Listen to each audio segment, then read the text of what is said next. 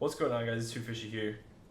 This is the first episode of Whyfishy, and today I'm going to be talking about positioning early game and mid game and how you can lead yourself into favorable situations and how you can avoid unfavorable situations. So yeah, we're just going to get right into the questions. Thank you guys for the support.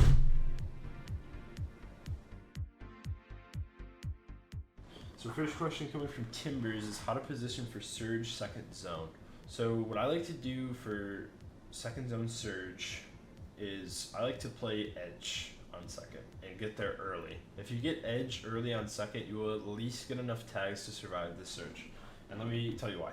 So you gotta recognize the zone right in the map. So who is gonna be in zone here? Sweaty's gonna be in zone. Anyone doing splits over here is gonna be in zone. Holly, Logjam, Slurpee, and Tilted and Weeping.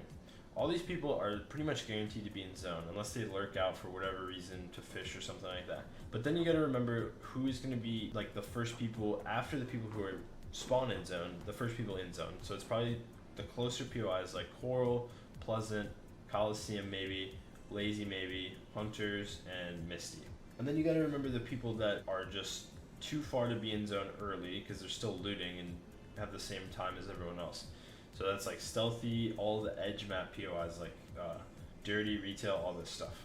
And you gotta find a spot where you'll be able to see these guys coming in to zone just to get enough surge to last through second zone, which is around like 250 in trio. So usually 250 surge, if you get 250 damage, you'll be fine for second surge. So what I like to try to do is play edge of second and try to catch these people coming in. If I find myself coming up here, I will try to base elevated enough so I can see a pretty far distance. So I've marked out a lot of spots on the map that are usually my go-tos for second zone surge. So a lot of times I don't end up here because I land Coliseum. I don't end up Sweaty Hotel, but it's not a bad spot for catching people lurking in the water. This mountain right here is one of the best mountains for surge on this zone. A lot of people try to alpha each other for it. This is why you see a lot of build fights here. But this mountain is great for surge because a lot of people come through over here and then are forced into the water by this team just holding this mountain, just AR tagging them. Tilted is an okay spot for surge, but with sand and hot rocks, it's a little hard. The same with this mountain. Lurking Haven on these mountains is really good because a lot of teams can like cover ground through over here. So if you have a couple people base up on separate mountains, you'll definitely survive surge from there. And then another good spot is this little mountain right here. You can see a lot of people coming off of these mountains or coming over from down. So that's pretty much what you need to do for second surge. You need to play AR tags or snipes. I would suggest AR tags on second surge just because it's more guaranteed and you don't need that much surge to survive. Alright, so coming in from Tom, he says, my trio always gets killed trying to rotate deadside. So what is the easiest way to get there without getting killed? So first I want to address the misconception with deadside. If you're in a really stacked game and you try to go deadside and play surge off of that, you're going to die because there are just less people here. Also, if you're playing a non-stacked game and you want to get to deadside just because you don't really need surge, you just have to be careful. A lot of people do that in tournaments. A lot of people have seen pros play deadside and try to just play like them. There have been games that I've been in where deadside literally just turns into congested side just because so many people are based up here and you'll just get fried for no reason. What I would suggest is when you're trying to move to deadside, you use your map and you look in front of you. So a lot of people, if you're trying to get to deadside here, if you're coming from the south side of the map, what you're going to try to do is go through over here, right? But there is a huge mountain right here. And if people are based up there, then you're just going to get tagged and lose all your shield. If you're trying to get deadside from over here, there's a huge mountain over here, and if people are based up here, you're just going to get tagged and you lose all your shield. So a lot of the best way to do it is you look and see if people are based up here, and then you try to plan to rotate off that. If there's kids based up here, then you maybe go over this way and then play along this ridge and then get in, right? Or if there's kids based up here, swimming is just going to get you killed, so maybe you go in and then around. You can't, a lot of the people, when I see amateur players play this game and try to rotate, they don't use their map and they don't look in front of them. They just kind of white line it in and then just go from there. You have to use your map, open it up. It's the same map every game, so you just have to use your map and use your brain off of that. That's pretty much it to rotate that side. All right, so the next question comes from Diego. Hashtag console offense. Yes, guys. Hashtag console players don't grief me. How do you get better in no zone rules, and how to not waste shields by rotating? So when you're playing zone rule scrims, there are a lot of times where you're just going to center zone and you basically just fight for surge zone. So I want to explain the concept of center zone. So center zone basically is going to allow you the best chance to get to the next zone no matter where it is, right? But there's a lot of times where center zone is so jam-packed and you can't move anywhere just because there's so many people there and they all think the same way, that actually being on an edge or more edge position can be better for your rotates if the zone pulls far. So say there's a lot of people clumped up in the center and you're on Zate Hill and this zone pulls over here, you're gonna have a better chance of wrapping around and basing up over here than you are just going straight up the gut through the middle. Does that make sense? So playing an edge position is not bad, and center positions are not always the best. They are theoretically the best from a game sense perspective, but you have to judge the lobby and see how many people are based up there and then try to not let as many people come near you. So zone rule scrims make a lot of bad habits, especially when rotating, right? Because you can just pretty much rotate for free anywhere, and then when the zone rule pops, you just fight. So a lot of times people don't know how to rotate because of zone rule scrims. So a lot of the thing is finding LOS, right? So I'm gonna mark a zone up here, just another zone. It's kind of completely different, but just kind of use this first zone from the reference. So say you're trying to get in as far as possible into this third zone. The worst thing that you can do is run straight in, right?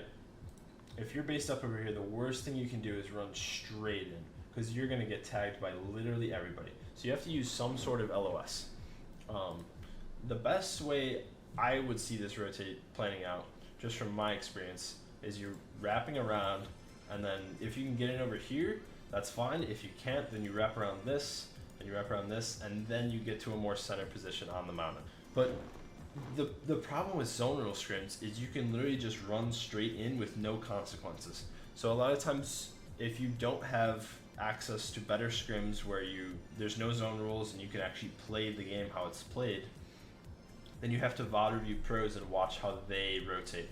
So a lot of the times it's not just a straight line. You're always going around stuff. You're always looking to re-farm mats to just keep your mat count at a higher level because you're going to have to build in stacked lobbies. Alright, so the next question is coming in from Demigod. He says, could you give some tips on how to consistently make it to endgame? I find myself in extremely unfavorable situations mid-game more than I would like. So a lot of the times when you're finding yourself kind of griefed before endgame, it's an error that you made about 10 minutes earlier in the game. So when I VOD review a lot of people and I noticed their mistakes, a lot of it is something that happens before in the game and then they reap the consequences later. So when you're playing a stacked game, you want to really focus on refarming. So you want to keep your mat count at the highest level possible, and you want to survey the map on where you can get those materials and how to keep them at the highest level while being safe. So a lot of the thing to do with refarming is scoping out buildings and finding places where people aren't at and you can just refarm your mats for free. So when you're rotating, you basically want to rotate away from people and then into a spot where you can refarm. So like there's a lot of refarms in this zone specifically for wood. So there's a big forest here and then there's a bunch of rock piles down this river. So if you and your team need wood and brick, this rotate is probably pretty favorable for you since you can build wood the whole way and you can refarm your brick. But if you're kind of forced into retail by another team that's cutting off your rotate, you want to try to stay on the edge because POIs tend to cluster.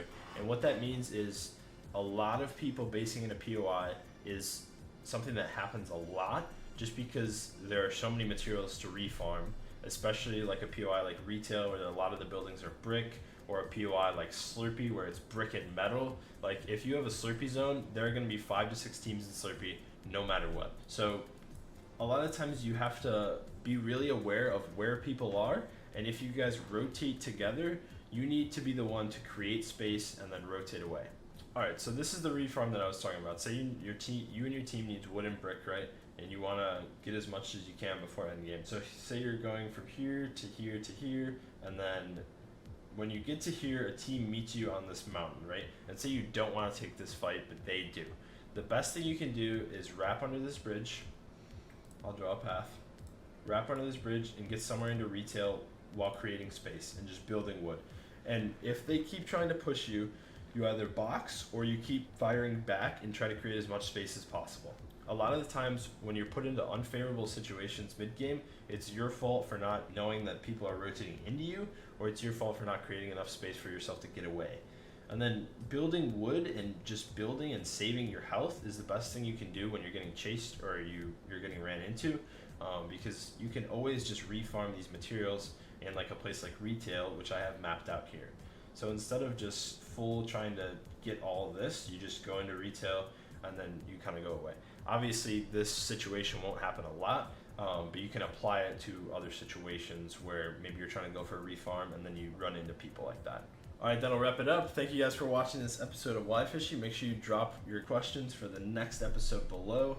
I'll try to gather some and make it into like a full episode on maybe endgame, or I'll make it on specific stuff in scrims that I do, something like that. So make sure you ask your questions. Ask them also on my Twitter. Make sure you guys follow my Twitter. You'll have a better chance of getting in the next episode if you ask on the YouTube video and on Twitter. Make sure you guys drop a like. I really appreciate all your support on this series. Thank you guys so much. Peace.